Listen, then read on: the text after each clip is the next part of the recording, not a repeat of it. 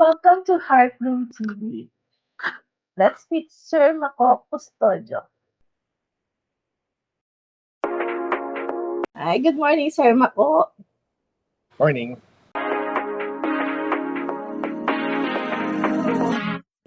Next question ko, nandito na tayo sa part 5, segment 5, looking ahead. So, yung first question ko dito sa part na to is, what next for you, Sir Mako? Any dreams you still chasing? Meron pa ba? Yes. So, I think I will reapply again dun sa sinasabi kong na-reject ako. But this time, I think I want to be more intentional about it.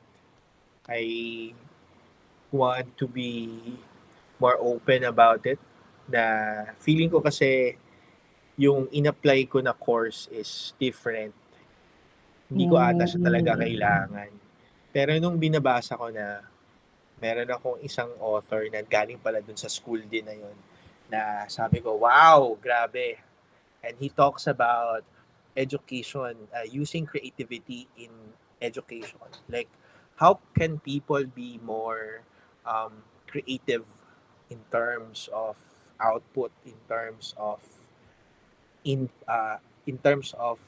output, outcome, and impact. Siyempre, pag meron kang output, may outcome. At pag may outcome ka, may impact. Diba? Using only creativity. And I was really inspired by that. So ang mahal ng libro, mga nasa 4,000 galing sa... sabi ko, teka lang, sige, babasahin ko na nga lang tong mga free sa, no? But like, yeah. So, I think na-inspired niya ako. Yeah. So, I think I will reapply again. And for me lang naman is, what's the harm? You'll just be really applying for it lang. Yeah, practice lang talaga. Sa bagay, yeah. Totoo yan. Pero natutuwa ako kasi at least, di ba, tuloy-tuloy ka. Diba? Kailangan talaga Tuloy-tuloy lang, oo.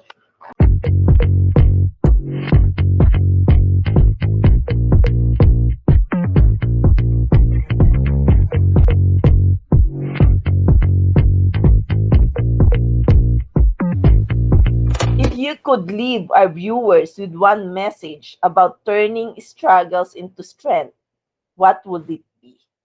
Ayun nga, kanina rin, pinag-uusapan na natin yan, di ba? You know what? Wala akong maisip to how do you turn your struggle into stress. But if you have the lens or if you use the lens of gratefulness, lahat ng mga struggles saka stress mo, mawawala eh. Ma-feel mo na hindi siya struggle at hindi siya stress. It was just a way for you to parang let me rephrase. So, do you think like a diamond, alam ba niya na isa siyang diamond? Di ba hindi? When you actually mine a diamond in the mountain, hindi naman siya yung kumikinang. Hindi siya, yes. Di ba? So, sa tingin mo, alam niya ba na magiging mahal yung value niya pagkakuha niya doon as is, as in raw? Di ba hindi? Wala siyang value eh. Pero bakit pa siya nagmamahal, Miss Rosel? Because yung dami ng dinaanan niyang stress at saka kung paano siya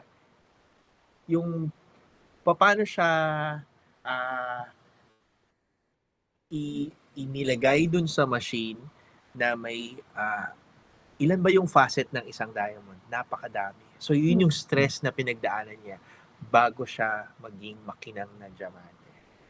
So you just have to make sure lang that you are that diamond na being polished and being roughened para makita mo yung mas magandang value. True yan. Totoo. Agree ako dyan.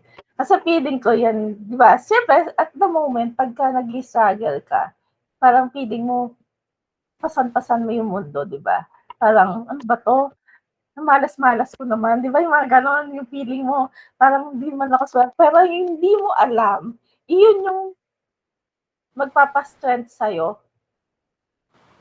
Yes. Kumbaga, And hinahanda ka para dun sa future, yun nga, yeah. future mo.